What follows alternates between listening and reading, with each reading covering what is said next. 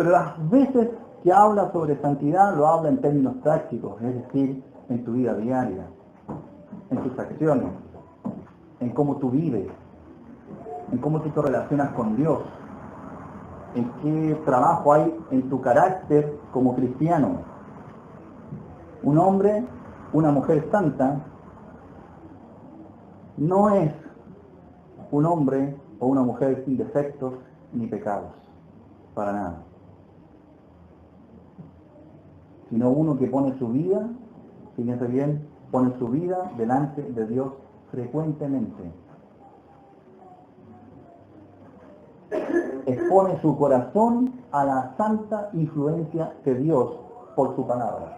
Expone su corazón, abre las Escrituras, lee las Escrituras y ora a Dios y le dice, Señor, como decía Samuel, habla que tu siervo escucha. Procura, esto es una persona, un hombre o una mujer de Dios santa, procura encaminar su corazón hacia Dios.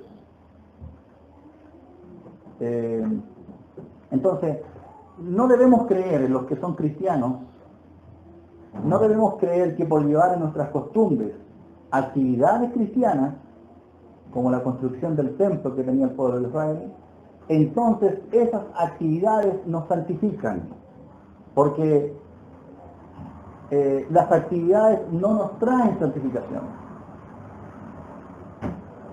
Que porque mi esposa es más piadosa que yo en estos días, entonces eso trae santidad hacia mi vida. Que porque mi padre está orando por mí, entonces de alguna manera eso trae santidad a mi vida, o una vida piadosa porque mi papá ora por mí. Que porque yo me involucro en algún servicio en la iglesia,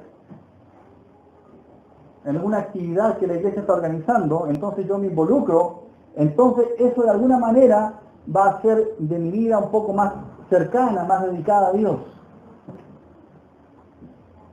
Que porque asisto a las reuniones, pero sin tener una mirada hacia el corazón, hacia adentro, sin una reflexión en lo que escucho vez tras vez, pero sin embargo asisto, creer que por el puro hecho de asistir a la iglesia estoy acercándome a Dios. Errores que son similares al error que el pueblo judío estaba cometiendo, que porque creía que estaba involucrándose en la construcción del templo, sus vidas eran vidas consagradas a Dios y entonces eran el pueblo de Dios. Son el pueblo de Dios, pero Dios les está pidiendo en esta tercera profecía, alto. A mí no me interesa tanto que se pongan a construir el templo, como que también, por el primer lugar, sean mi pueblo, un pueblo apartado, un pueblo que vive de una cierta manera, que habla de santidad.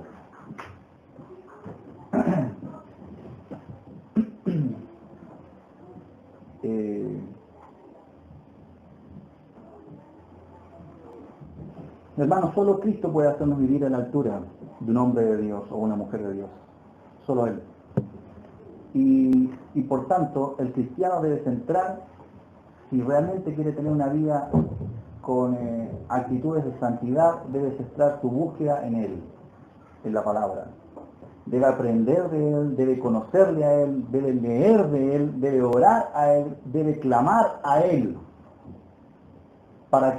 Clamar para que de mí brote pasión por Dios. Pasión por seguirle de cerca. Pasión por aprender de Él. Señor, como oraba Pablo en sus cartas apostólicas que nos dice que oraba, ¿cierto? Que él oraba al Dios y Padre de nuestro Señor Jesucristo para que nos dé espíritu de revelación en el conocimiento de Él. Una persona israelita que por alguna razón creía que estaba haciéndolo bien, con este mensaje tenía que darse cuenta de que Dios estaba demandando de él que viviera de manera práctica una vida apartada para Dios. Y entonces se involucre en la reconstrucción del templo. Por otro lado, la segunda pregunta que Dios les hace, habla de una persona tocando un muerto, y entonces quedaba inmundo. Una persona israelita que por alguna razón tocaba un muerto, quedaba inmediatamente contaminada, y era fuente de contaminación de cualquier cosa. Es decir, fíjense que Dios declaraba inmundo, fíjense bien, a una persona en Israel por un hecho que no tenía que ver con quebrantar un mandamiento. No era un pecado moral que estaba cometiendo y entonces quedaba inmundo, sino por el simple hecho de tocar un muerto. Es decir, un israelita que fallecía un familiar de él, y que por alguna razón él en su quebrantamiento por la pérdida quería tocar la mano de ese familiar, quedaba inmundo. Inmediatamente. Es decir, Dios había dictaminado que tocar el cuerpo de una persona muerta contaminaba a ese israelita. Y lo contaminaba de una manera súper seria. Y vamos a ver en qué consistía esta contaminación. Pero no quedaba limitado para servir a Dios. ¿Cuáles eran las consecuencias de caer en esta categoría? Y me interesa que quede bien claro que no es una desobediencia a una ley, a una ordenanza, un mandamiento explícito de Dios, sino que ellos quedaban inmundos por tocar un cuerpo de una persona muerta. Y esa es una definición de Dios, punto. ¿Cuáles eran las consecuencias de caer en esta categoría? Uno, tenía un plazo limitado para arreglar el asunto. Si tú tocabas el cuerpo de un muerto por la razón que fuera, tú caías en esa categoría puesta por Dios. Dios dictaminaba que tú en ese instante caías en la categoría inmundo. Y tenía varias consecuencias eso. La primera, que tenías un plazo limitado para arreglar el asunto. ¿Cuánto? 7 días. Comenzaba a contar el reloj. 7 días. Desde el momento en que pasaba eso. Si esos 7 días terminaban y tú no habías arreglado el asunto, eras cortado del pueblo de Israel. Grave. Ya no eras israelita nunca más, por no haber arreglado ese asunto en un plazo de 7 días. Segundo, no podías servir en las cosas santas de Dios por ese asunto. Tercero, había solo una forma de arreglarlo, no muchas. Cuarto, la forma de arreglarlo no es a tu pinta. Dios había definido cómo se arreglaba eso.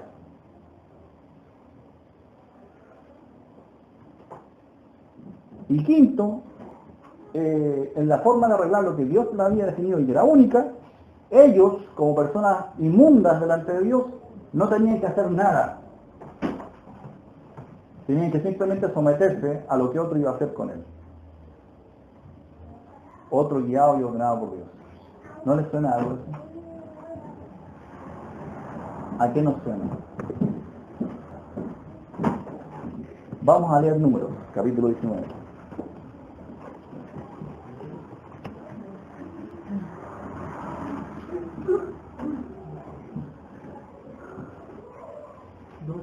Números 19.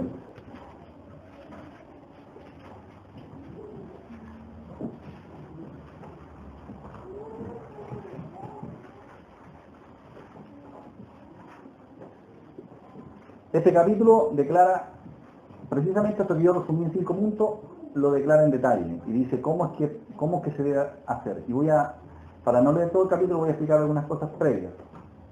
Había un rito de la purificación de una persona que caía en la categoría del inmundo, no porque él había faltado un mandamiento de Dios y había transgredido un mandamiento de Dios, sino porque había tocado una persona muerta y había quedado en la categoría inmundo y debía ser purificado. Entonces Dios había establecido una forma, un método de purificación de esas personas. Lo que Israel siempre debía tener preparado, tenía que tener preparado unas cenizas. Cenizas de la quema de un sacrificio de un animal. Y en esas cenizas debía preparar con agua, una mezcla con las cenizas, y con esa mezcla con agua debía bañar a la persona que había caído en esta categoría. Y debía hacerlo en el día 3 y en el día 7 de ese plazo. Y con eso la persona quedaba limpia. ¿Ok? ¿Pero de dónde provenían estas cenizas? Provenían del sacrificio de una vaca. Pero no cualquier vaca, una vaca alazana que le llaman, una vaca rojiza. Entonces existía todo un ritual de cómo esa vaca debía ser sacrificada, el lugar, quiénes tenían que estar involucrados en eso, pero debía existir ese sacrificio. Luego ese animal muerto debía ser quemado íntegramente y sus cenizas debían ser recogidas. Y con esas cenizas, el pueblo siempre tenía que tener disponible esas cenizas para la purificación de todo ser humano dentro de Israel que caía en esta categoría. Era exclusivamente para eso. Y entonces vamos a leer del versículo 11 en adelante, donde ya las cenizas están preparadas y se presenta una persona que ha caído en esta categoría. Dice el verso 11, el que tocare el cadáver de cualquier persona será inmundo 7 días. No hay opciones, es así.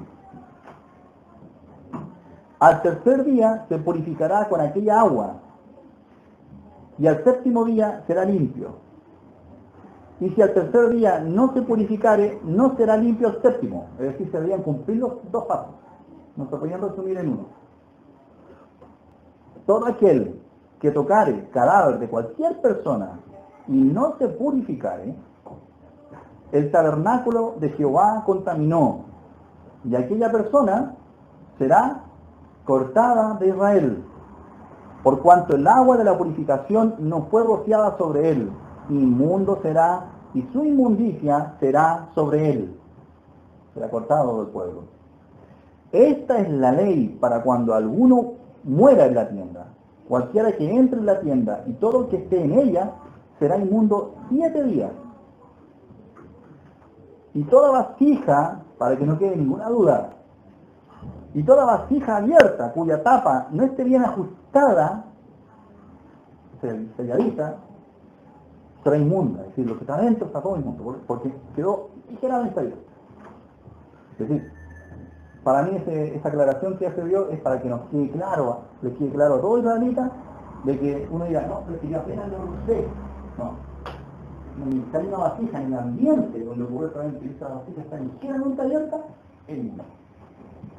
Así que no quede duda, caes en esa categoría y es una ley tremendamente rigurosa.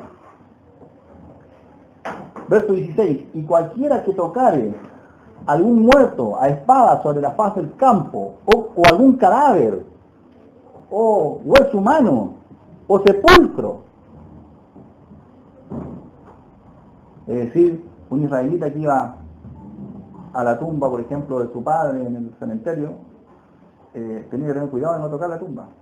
Y si la llegaba a tocar, bueno, no es que iba a morir, pero tenía que, ya empezaba a correr el reloj, tenía 7 días para hacer este rito.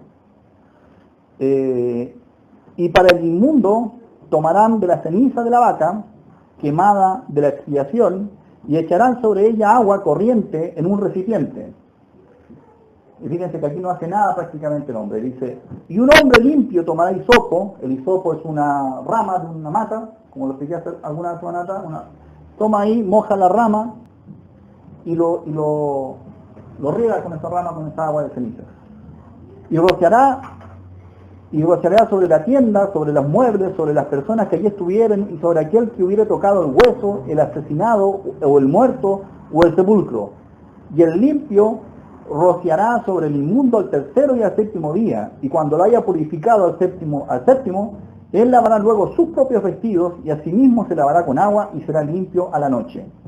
Y el que fuere inmundo y no se purificare, la tal persona será cortada de entre la congregación, por cuanto contaminó el tabernáculo de Jehová, no fue rociado sobre el agua de la purificación, es inmundo. Y esto será un estatuto perpetuo. También el que rociare el agua de la purificación lavará sus vestidos, y el que tocar el agua de la purificación será inmundo hasta la noche.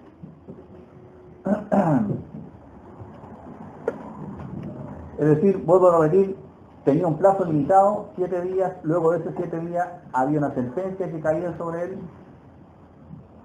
no podía servir a Dios, estaba totalmente inhabilitado de servir en cualquier sentido a Dios. Había una sola forma de arreglar el asunto, esa forma la había puesto Dios, y él no tenía nada que hacer, tenía que someterse a esa forma. ¿A quién la recuerda eso? A mí me recuerda la condición de todo ser humano.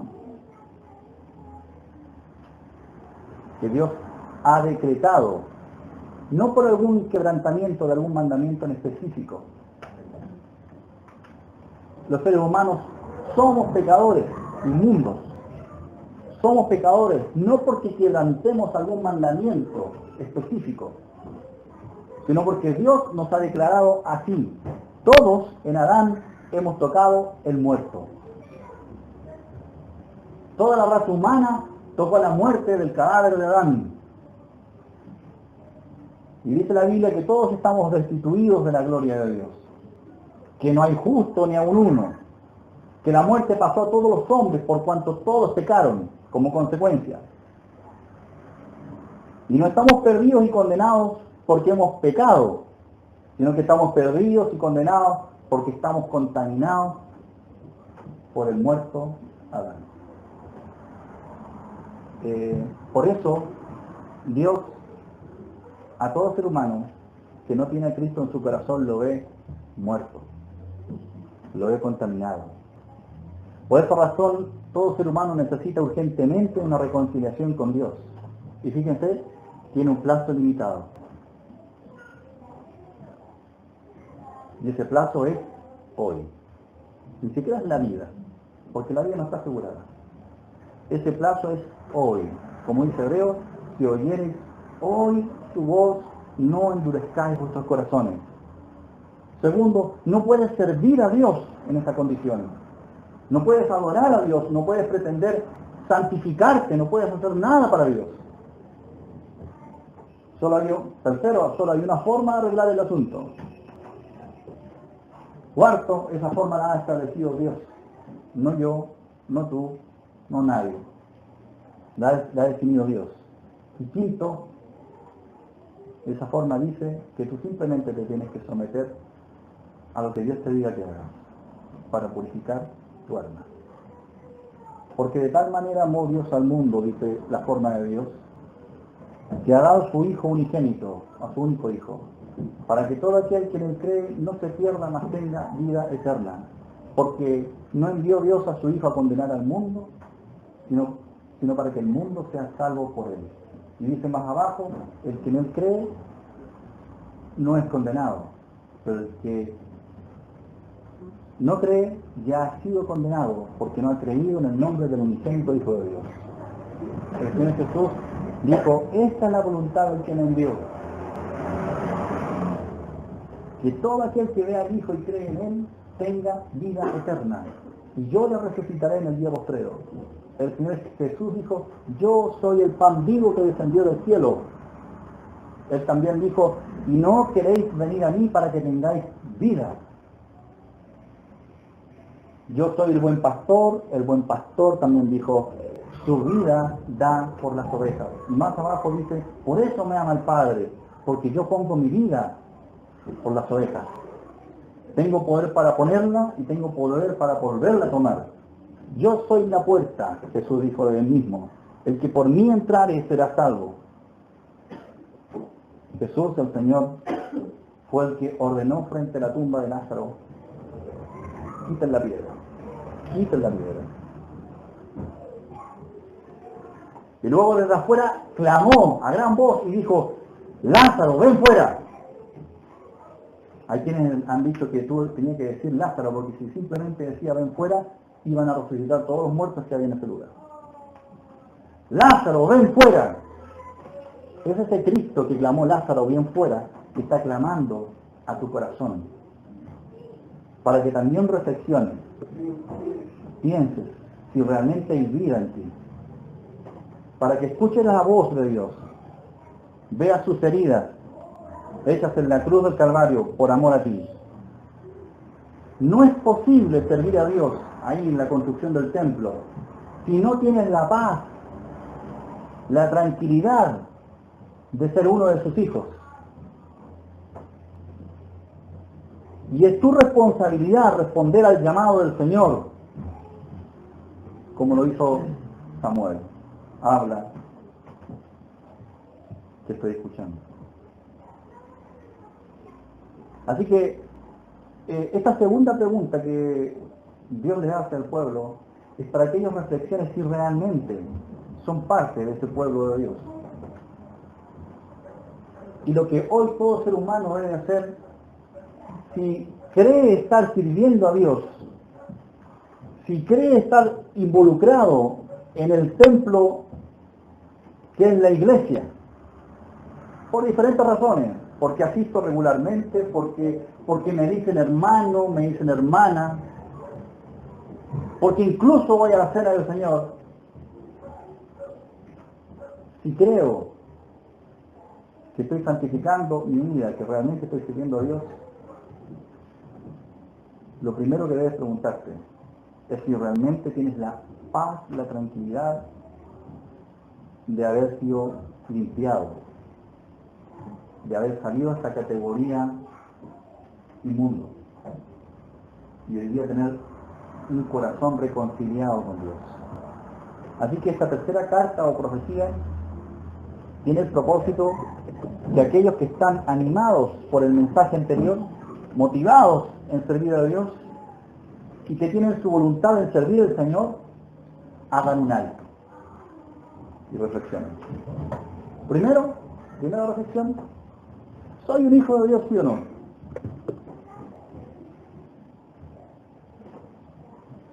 Dios estableció primero que no todos son hijos de Dios. Al contrario, todos venimos de una situación en donde no somos hijos de Dios, porque estamos muertos en Adán. Y eso no es porque seas muy malo, porque puedes decir que eres menos malo que muchos otros, sino simplemente por la herencia de Adán. Estás muerto. Estás condenado. Entonces lo primero que tú debes preguntarte es si tú has seguido el consejo bíblico, estos pasos bíblicos de cómo un ser humano puede pasar de muerte a vida. Puede estar reconciliado con su Dios. Su alma puede haber sido limpiada. ¿Soy un hijo de Dios? ¿Sí o no? Y si la respuesta es sí, ¿por qué? ¿Por qué crees que eres un hijo o una hija de Dios? Antes de seguir avanzando en el servicio del templo de Dios. Y lo segundo, sí, tengo la paz. La segunda reflexión, sí, tengo la paz, la tranquilidad de ser un hijo de Dios. Entonces la segunda reflexión que está llamando este capítulo a tener un alto en el camino, es decir, ok, soy un hijo de Dios. Estoy procurando la santificación en mi vida personal y privada. Estoy procurando la santificación en mi vida personal, ahí donde nadie me ve. ¿Y qué es santificación? Apartarme para Dios. Buscar conocer a Dios. Que mi corazón, mis afectos y mi entendimiento cada día crezcan un poquito en ese conocimiento. Y a esas personas que responden a la primera pregunta, sí, soy un hijo de Dios, tengo la paz, la tranquilidad de eso. Y segundo, sí, no soy perfecto, porque eso no es ser santo. Ni tampoco nunca peco, eso tampoco es ser santo. Sí me estoy santificando porque estoy procurando conocer a Dios. A esas personas, hijas de Dios, le dedican el cierre de esta profecía de Ageo. Vamos a Ageo, los últimos, casi últimos versículos. Dice, versículo 18, meditad pues en vuestro corazón desde este día en adelante, no desde este día para atrás, sino desde este día en adelante. Es decir, ok, ya eres un hijo de Dios, ya sabes que estás haciendo cosas concretas para acercarte más a Dios cada día, para conocerle, para apartarte para Él, ya has respondido sí a ambas preguntas. Entonces ahora comienza a meditar, pero no de aquí para atrás, de aquí para adelante. Quiero que comiences a observar cómo Dios va a estar involucrado en tu vida. De aquí en adelante, desde el día 24 del mes noveno, desde el día que se echó el cimiento del templo de Jehová, meditad pues en vuestro corazón. ¿No está aún la simiente en el granero? Aún no se ha sacado esa simiente. Y está diciendo, pero apenas la saques, yo te voy a bendecir. Ni la vid, ni la higuera, ni el granado, ni el árbol de olivo, todos los que dan flores, han florecido todavía, porque no les corresponde florecer. Estamos a tiempo. Mas desde este día os bendeciré. Medita en tu corazón, y el Señor te quiere a ti, hermana, hermano, muy involucrado en su obra, muy involucrado, pero primero te quiere a ti.